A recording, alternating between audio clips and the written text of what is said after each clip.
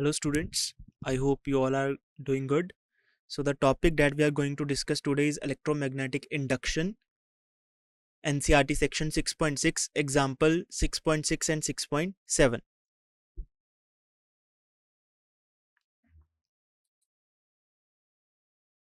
So this is the disclaimer. Learning objectives. After this lecture you will be able to understand and calculate the motional electromotive force, that is motional EMF, in conductors moving through magnetic fields, including its application in practical scenarios. So the index of topics that we are going to discuss today is NCERT section 6.6, motional electromotive force, example 6.6 and example 6.7.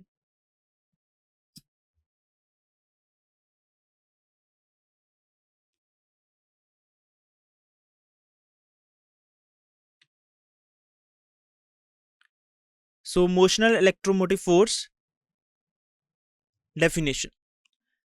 The EMF induced by the motion of a conductor in a constant magnetic field is called motional EMF. Okay, so by the name it is representing motional.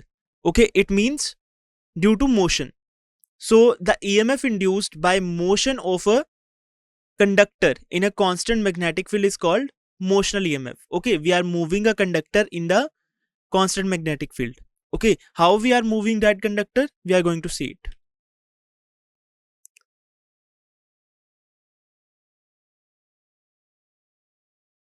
When a conductor moves in a magnetic field, the Lorentz force acts on the free charges. Okay, so we know that on the moving charges there is a Lorentz force, but inside a conductor, due to electric field, there is no force because electric field doesn't exist inside the conductor. Okay, so only magnetic force will act on the moving charges present in the conductor. Okay, so Lorentz force is here for magnetic force only. Okay, so when a conductor moves in a magnetic field, also there is only magnetic field. Okay, so there is only magnetic force. In Lorentz force, E is 0. So when a conductor moves in a magnetic field, the Lorentz force acts on the free charges within a conductor, causing them to accumulate at the ends. Okay, so moving charges will experience force. Okay, and this force is perpendicular to both the direction of velocity of moving charges and the direction of magnetic field. Okay, so magnetic charges, these charges will experience force perpendicular to their direction of motion. Okay, so they will start, their motion is along the conductor. Okay, so after experiencing force they will start moving towards the ends, and this thing causes them to accumulate at the ends and creating a potential difference.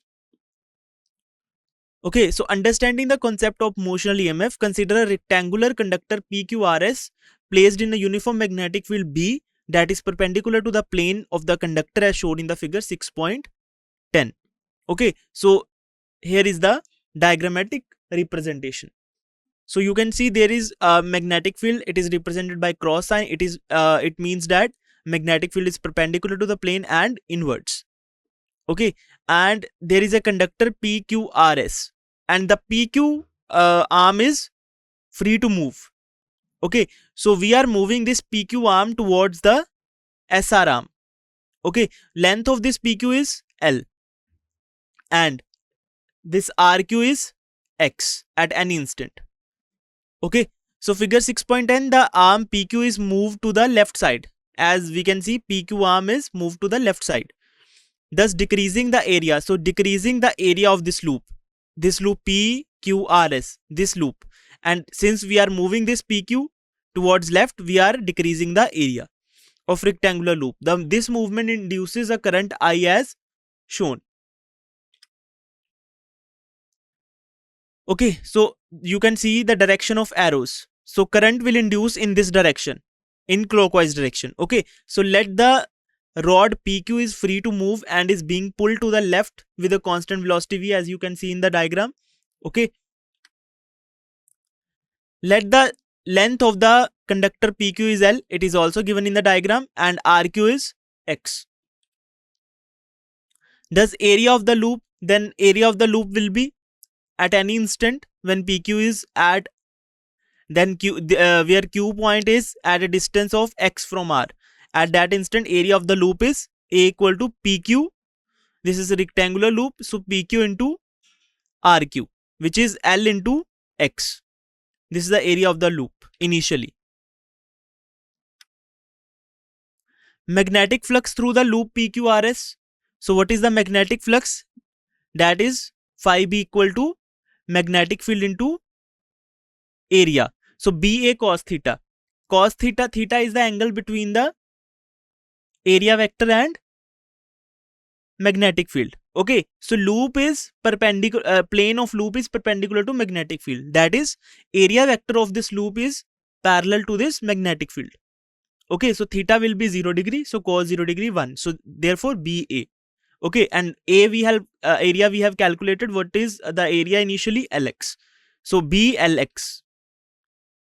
As the rod PQ moves, the area enclosed by the loop PQRS changes. Okay, as we are moving this PQ arm towards this SR arm in the left direction, so area of this loop is decreasing. That means changing.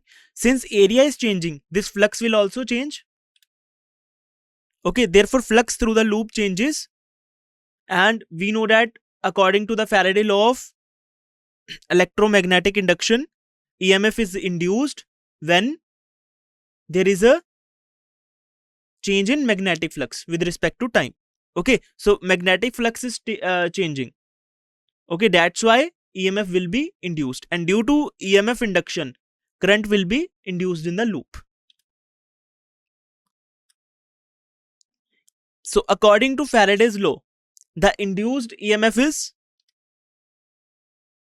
epsilon equal to minus d phi b upon dt, which is equal to minus d by dt. And phi b we have calculated. What is phi b? BLX. Okay, and epsilon will be equal to minus BL. Magnetic field is constant here, so it will come out. Length, this L is also constant. It is not changing. Okay, so it is also constant. What is changing here? X, because we are moving this PQ arm towards this SR arm. So this X will change with respect to time. Okay, so what is this velocity? dx by dt, rate of change of this X. This is moving, this arm is moving towards the SR arm. PQ arm is moving towards the SR arm, and this is the initial distance X. Okay, so now we are moving towards the left, so this X is decreasing with respect to time. Okay, so due to this decrease of X, this dx by dt will be V. Okay, so this X is not constant, it is changing, so it will not come out of the derivative. Since velocity of the conductor PQ is along negative x-axis, that is V equal to minus dx by dt. Okay, so why minus sign is there?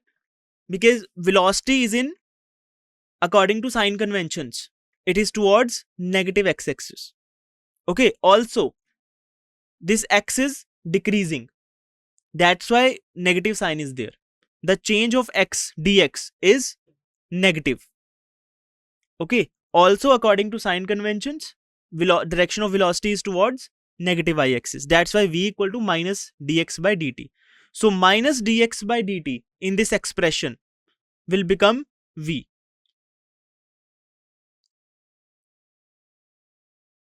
Okay, therefore motional EMF is given by epsilon equal to BLV. This is the formula for motional EMF. Okay, when a straight conductor is moved in a uniform constant magnetic field, marked as 6.5 equation. So magnitude of induced EMF epsilon will be BLV. Okay, does motional EMF formula directly results from applying Faraday's law to instances where B, V and L are all perpendicular to each other. Okay, in this case, velocity, magnetic field and the length L vector, or we can say length PQ, is along this.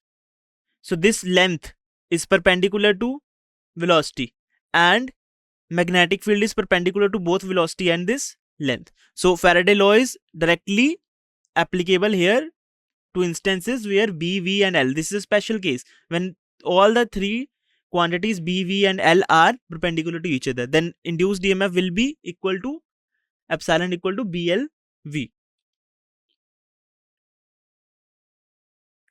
Okay, in case of a stationary conductor, Lorentz force on its charges is given by F equal to QE plus V cross B equal to QE. Okay, now you may think what is the direction or polarity of EMF or direction of induced current. Okay, that thing you may know by this thing. Okay, or you can also apply Lenz's law here. Okay, it will oppose the cause which is producing it. Okay, so due to the motion of the conductor, EMF is inducing, so it will oppose the motion of the conductor. Okay, so in case of a stationary conductor, Lorentz force on its charges is given by F equal to Q E plus V cross B, that is equal to Q into E.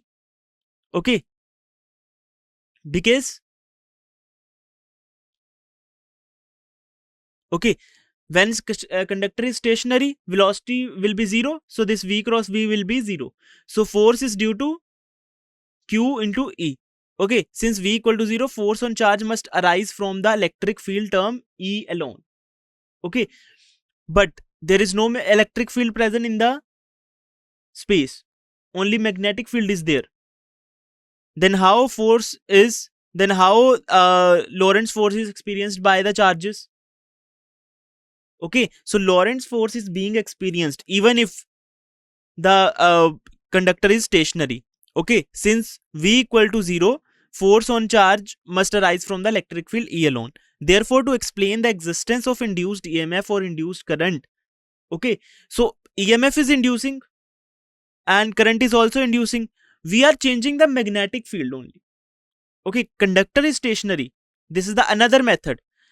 Okay, we have discussed that how EMF can be induced by changing magnetic flux, and how magnetic flux can be changed by changing the magnetic field, by changing the area, by changing the orientation of the loop with respect to magnetic field. Okay, these are the three methods to induce the EMF in a conductor or a loop.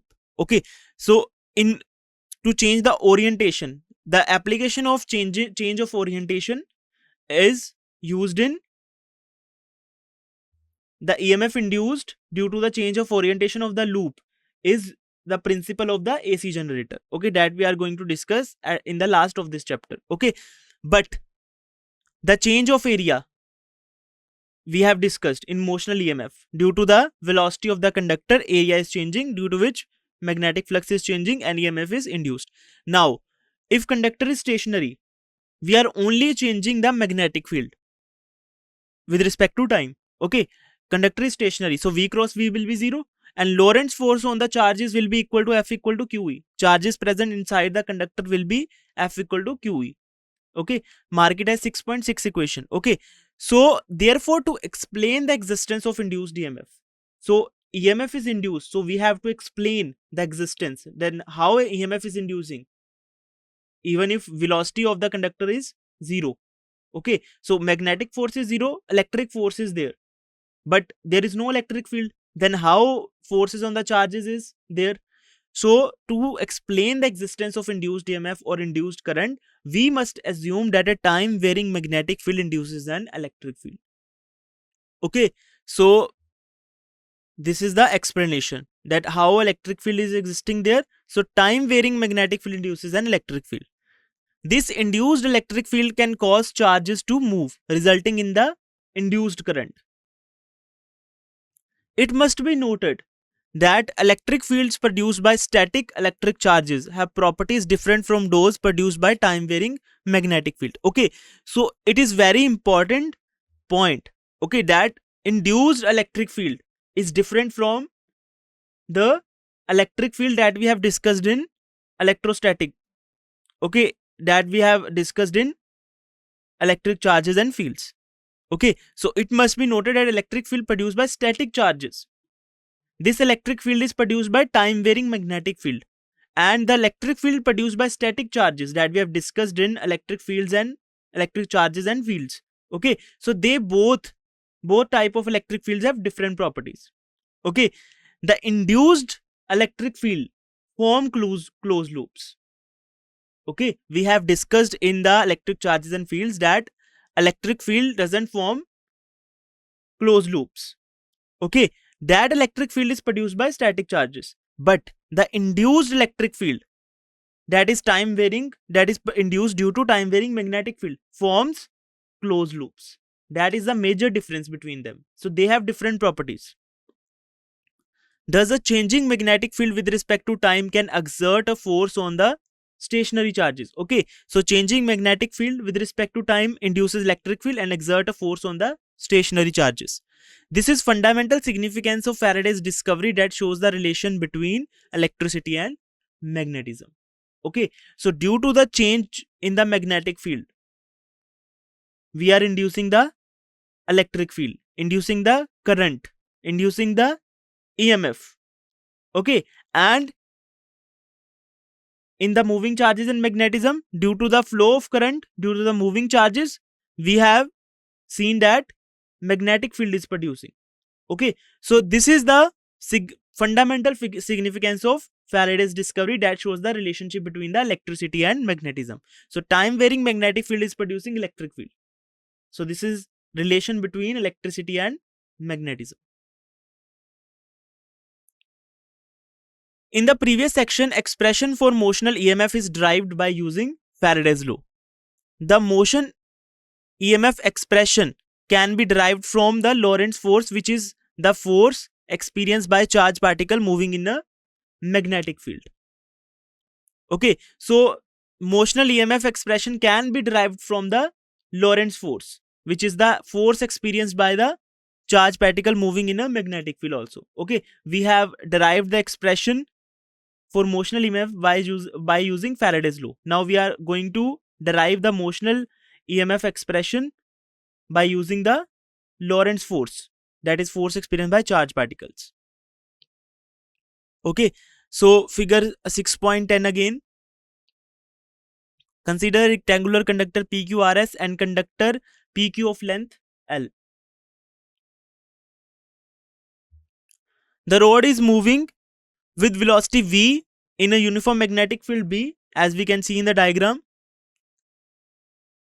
Magnetic field B is perpendicular to the velocity V here. Okay, it is clear. Now, free charge carriers are present in the conductor PQ. Since PQ is conductor, so free charge carriers are present. When conductor PQ moves with velocity V, free charges inside the conductor will also be moving with the same velocity. Okay, so PQ is moving with V velocity, so charges inside the PQ will also move with V velocity along with the conductor. Okay. Thus, Lorentz force F on a charge Q moving with velocity V in a magnetic field is given by. So what is the Lorentz force acting on the charges? Is given by F equal to V cross B, that is equal to QVB sine theta and n cap. This is the force with direction, where theta is the angle between V and B and n cap is the unit vector directed along the direction of force. Okay, so theta here will be, V and B are perpendicular to each other, so theta here will be 90 degree, so sine 90 degree will be 1. Okay, and if we are taking magnitude, then it will become QVB. Direction of the force is perpendicular to both velocity of the charge carriers and magnetic field, and it's towards Q. Okay, so direction of force will be, you can use right hand thumb rule to find the direction of the force here. So V cross B, so it is towards the Q. Okay, so direction of force is perpendicular to both velocity and charge carriers and magnetic field and is towards Q. Since the direction of V is perpendicular to B, thus theta is equal to 90 degree. Therefore, magnitude of force is given by F equal to QVB. This is the magnitude of force. Sine 90 degree 1 and direction we have discussed. Okay, so you can find the direction by using right hand thumb rule. Okay, or you can find the direction also by using right hand rule for vector products.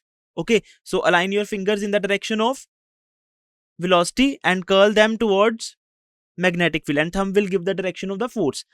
Okay, all charges experience the same force in magnitude and direction irrespective of their position in the rod PQ. Okay, any charge placed anywhere inside the PQ will experience the same force and in same direction. Okay, so now you can see we are not specifying the charge inside the PQ conductor. Okay, either it can be electrons, either it can be ions, positive or negative. Okay, that's why we are taking the default case as Q as positive. Okay, if we are considering that the charges that are present in PQ, and PQ is a metal and charges present in a PQ is electrons.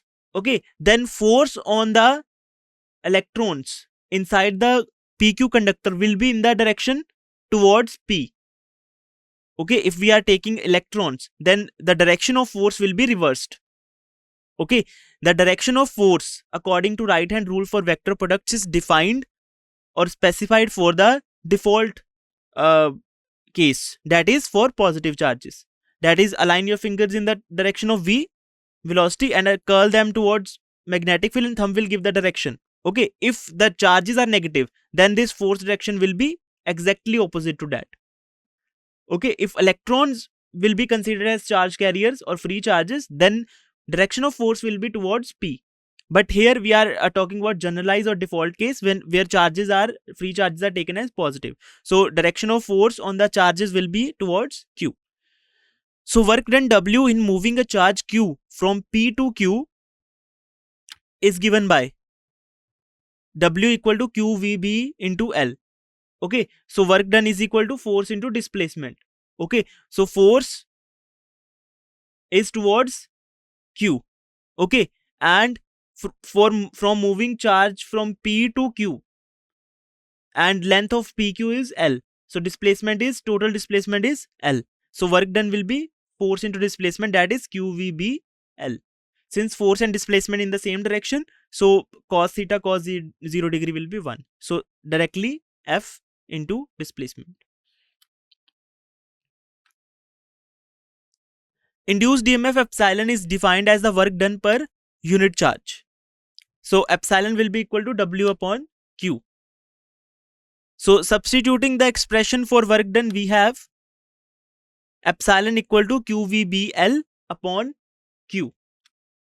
So Q and Q will get cancelled out, and the same expression we got, epsilon equal to BLV of the motional EMF. So motional EMF expression can be derived using Lorentz force on the charge carriers present in the conductor. So this equation gives EMF induced across the rod PQ and is identical to equation 6.5.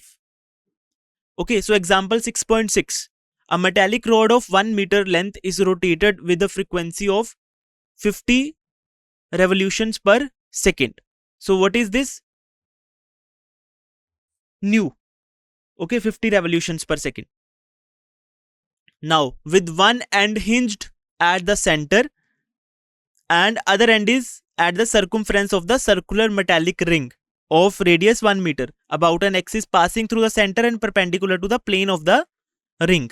A constant and uniform magnetic field of 1 Tesla parallel to the axis is present everywhere. Okay, so magnetic field is uniform across the region. Now, what is the EMF between the center and the metallic ring? Okay, so indirectly they are asking the EMF induced in the metallic rod between the center and the end. End is at circumference of the metallic ring. Okay, so metallic ring is having radius 1 meter. That means metallic rod of length 1 meter. That both things are indicating same thing. Frequency is given and magnetic field is given. Okay, so diagram you can see 6.611. So let's see the solution. So what are the given things? Length of the rod equal to radius of the ring, which is equal to 1 meter. Magnetic field is given 1 Tesla. Frequency nu is given 50 revolutions per second. Angular velocity omega is given, which is equal to 2 pi nu. So 2 pi into 50, that is 100 pi radian per second. We are not putting the value of pi we will put the value of pi in the final expression. When a rod rotates in a magnetic field, free electrons in the rod experiences Lorentz force. Direction of Lorentz force can be found using right hand rule for vector products. Okay, so when rod is rotating in the magnetic field, it is having some motion. Okay, due to its velocity, the free electrons present in the rod, so it is specified that it is metallic rod. So free charges here now are electrons.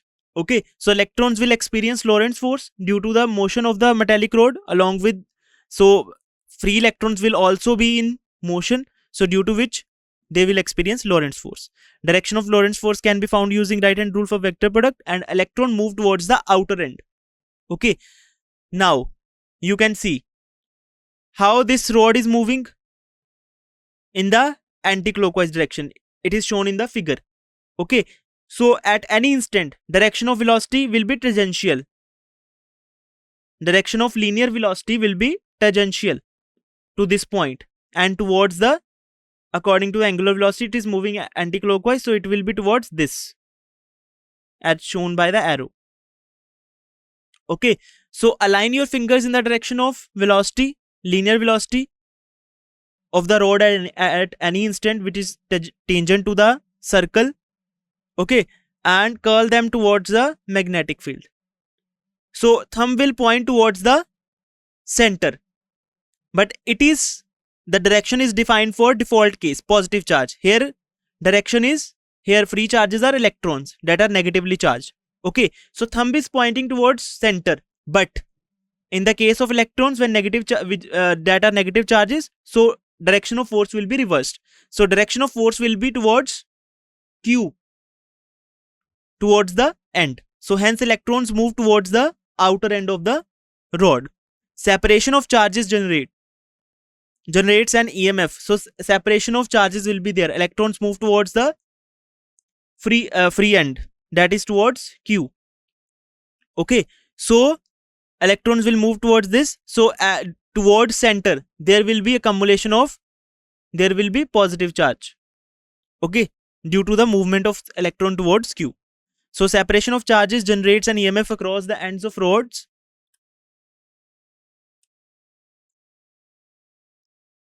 Magnitude of the induced EMF, that is dE, across a small length dr of the rod. Okay, so we are taking, so this is motional EMF. There is a sub concept under the motional EMF, that is rotational EMF. Okay, if any conductor is not moving in not in the translational motion but in the rotational motion, so EMF induced will be motional EMF itself, but it is more specified term is rotational EMF. So we are here deriving the relation of EMF for the rotational EMF. Okay, so magnitude of induced EMF dE across a small length dr of the rod. So if we are taking any small element on this rod dr, okay, so magnitude of induced EMF will be dE equal to BV L. So L here is small element dr, so BV dr. So what is V? V equal to omega r. We know that linear velocity is equal to angular velocity into the radius r. This r is the position vector, sorry, from the center to that element. So if we are taking element at here, so from O to that element, distance is small r. So linear velocity will be omega r. Okay, so you can consider small element dr at a distance r from the center. So this is V equal to omega r, and dr is the small element, so we will put omega r. So dE, small EMF, magnitude of the induced EMF will be dE will be equal to B omega r dr. Okay, so total EMF across the rod from the center to the end. So from to center O to the end Q, the EMF induced in the whole rod from r equal to 0, distance from the center at center is 0. So distance from center at Q is r, capital R, that is radius. or we can say length of the rod. Okay, so from r to r equal to 0 to r equal to capital R. So we will integrate it. So total EMF induced will be epsilon equal to integration d epsilon will be equal to, what is d epsilon? B omega r dr, and integrating from 0 to capital R. So magnetic field is constant here. Omega angular velocity is constant everywhere on the rod. Only linear velocity varies. Okay, if any rod or body is moving, so angular velocity at any point in the body will be same. So omega is constant everywhere. So b omega will come out of integration, and inside the integration it will be r dr. So r dr integrating from 0 to capital R. So epsilon equal to b omega, and r integration of r dr will be r square upon 2. So r square upon 2 and limits from 0 to capital R will be equal to half b omega r square. Okay, so this is the expression for rotational EMF. If any rod of length, or we can say radius, or we can say length also, this r is can be replaced by the length also. Okay, here radius and length is same, that's why r is being used, but this r can be replaced by the length of the rod. This is length of the rod. Okay, so rotational EMF will be equal to half b, that is magnetic field, into rotational EMF, angular velocity, into the square of the length of that conductor. This is the expression for rotational EMF. Substitute the given. Now we will find out the EMF induced. So substitute the given values. What is given? Frequency is given. We have calculated the omega, that was 100 pi radian per second. B is given 1 Tesla and R is given 1 meter. So substitute the value to find the value of EMF. So epsilon equal to half into 1 into 100 pi into 1 square. So epsilon will be equal to 15 to 3.14. We are putting the value of pi, so it will be approximately equal to 157 volt. Okay, so EMF between the center and the ring. So between the center and the ring is 157 volt. Got it? Okay, next example, example 6.7. A wheel with 10 metallic spokes, each 0.5 meter long, is rotated with a speed of 120 revolutions per minute. What is given? Frequency. What is given? Length of the metal. This is spokes. Spokes means the wheel of a cycle. There are thin wires, or we can say rods, very thin rods, that are called spokes. Okay, so 10 metallic spokes in a wheel. Each spoke is of length 0.5 meter long. Okay, and speed, it is written speed, but it can be written other things also, but you have to identify this quantity by the unit. So it is written revolution per minute, that is, it is frequency. In a normal plane to the horizontal component of Earth's magnetic field HE at a place. So horizontal component of Earth magnetic field is present here, so which is given by 0.4 Gauss. 1 Gauss is 10 raised by minus 4 Tesla. Okay, it is also given in the question. So what is the induced EMF between the axial and the rim of the wheel? Rim is outer circular path, circumference of the wheel. So what is the EMF induced between the axial? Axial is the center of the wheel. So between the center and circumference. This problem is similar to previous problem. Okay, but now there are 10 metallic spokes. But you can see all the metallic spokes, one end of the metallic spokes are connected to center at the axial. Okay, and other end of all the spokes are connected to the rim of the wheel. Okay, so they are connected in parallel. Their ends are connected to a common point. So they are connected in parallel. So EMF induced along all the spokes will be same.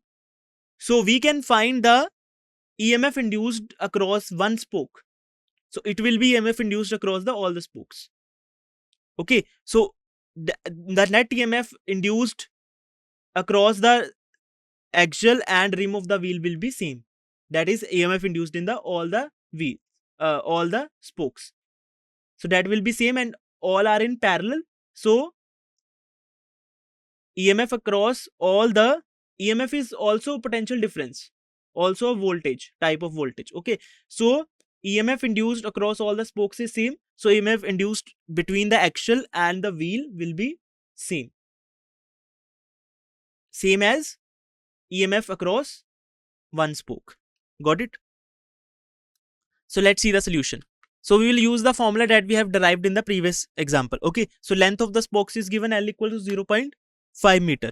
Frequency nu is given 120 revolutions per minute, which is equal to 120 upon 60 revolution per second. Okay, we have to convert frequency into SI units. Okay, so revolution per minute, we have to convert minute into seconds. So 120 upon 60 revolutions per second, which is equal to 2 hertz.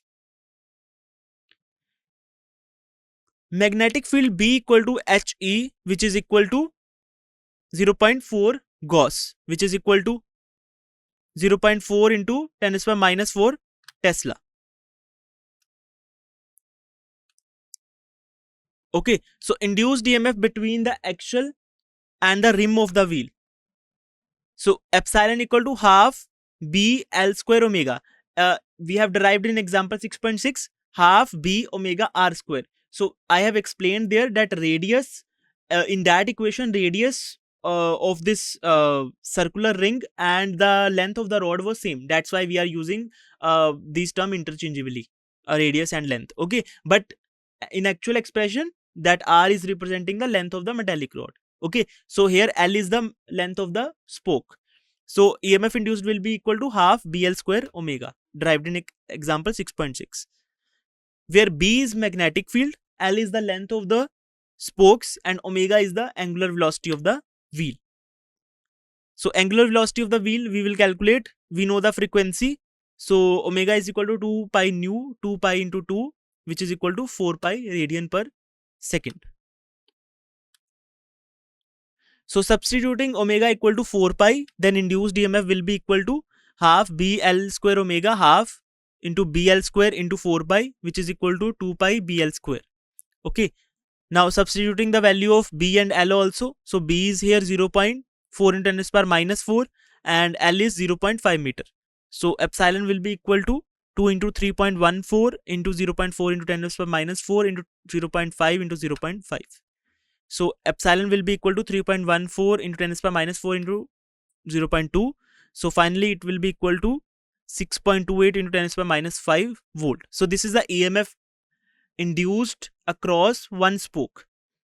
Okay, since spokes are, this is the EMF induced across one spoke and each spoke is identical. So EMF induced in each spoke is the 6.28 into 10 to the power minus 5 volt. Since all the spokes are connected in parallel, so the EMF across axial and wheel will be same. Since all the spokes are in parallel, so EMF between the axial and the wheel will be, rim of the wheel will be same. Okay, we know that if any components are n number of components are connected in parallel, so potential difference across all the components remains same. Similarly, if EMF induced across one spoke is this and every spoke has EMF, same EMF across them, so since they are connected in parallel between the rim of the wheel and axial, so the EMF induced between the axial and the wheel will be same. Therefore, induced EMF between the axial and the rim of the wheel is 6.28 into 10 to the power minus 5 volt. Okay, so let's have a quick recap. So motional EMF is the voltage induced when a current moves through a magnetic field caused by separation of charges due to magnetic force on the electrons.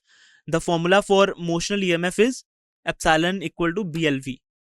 Okay, where B is the magnetic field strength, L is the length of the conductor, and V is velocity perpendicular to the magnetic field. Direction of induced EMF follows the right hand rule, aligns your fingers in the direction of motion and curl them in the direction of magnetic field, the thumb indicates the direction of force on the charges. Okay. In closed circuits, motional EMF generates a current. Okay. Current is induced when EMF is induced if circuit is closed, which creates a magnetic force opposing the motion. That is according to Lenz's law. Okay. Direction of induced EMF you can find using right hand rule. You can find the direction of force on the charges. We have derived the motional EMF by using Lorentz force also. So you can do like that. Common applications include electrical generators, where mechanical energy is converted to electrical energy through motion of the conductors in magnetic field. Also, when we rotate the coil in the magnetic field, okay, there is a motion of the coil also along with the change in orientation. Okay, so common application is electrical generators. What is the motional EMF? Some practice question you have to do yourself. What is the motional EMF? Explain how it is generated when a conductor moves in a magnetic field. Why does the direction of induced EMF reverse when the direction of motion of the conductor is reversed in a magnetic field? Explain why no EMF is induced when a conductor moves parallel to the magnetic field lines. A metallic rod of length 20 centimeter moves with a velocity 5 meter per second. V is given, L is given. Perpendicular to uniform magnetic field of 0.4 Tesla. B is also given. Calculate the induced EMF uh, between the ends of the rods. You can calculate. A conductor of length 15 centimeter moves with the velocity 2 meter per second at an angle 30 degree to a uniform magnetic field 0.5 Tesla. Find the induced EMF across its ends. Okay. Now it is moving at an angle theta, not 90 degree. Okay. So you have to think about that also. So thank you, but don't go anywhere. We have to do DPP also. Okay. First question. A metallic rod of length 1 meter is rotated with a frequency of 50 revolutions per second in a plane perpendicular to uniform magnetic field of 1 Tesla. The axis of rotation is at one end of the rod. And what is the induced EMF between the ends of the rod? Okay. So you have to solve it and write your answers in the comment section.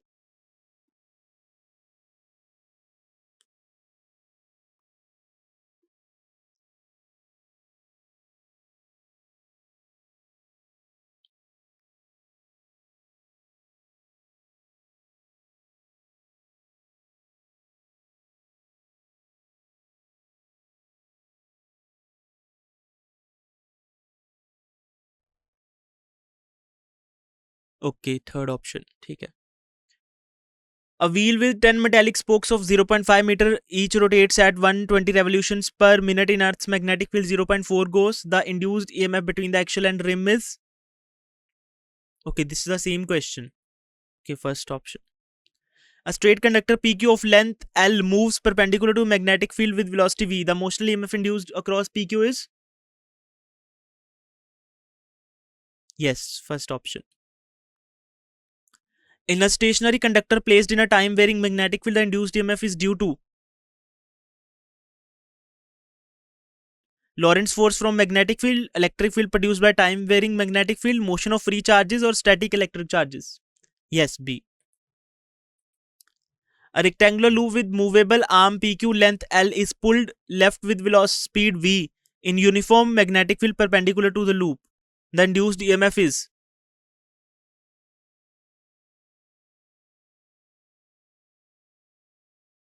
BV upon L, BLV, B square L. Yes, second.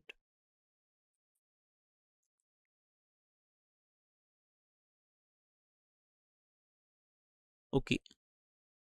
Well done. All the options are correct. Okay. I hope you enjoyed the session. Thank you.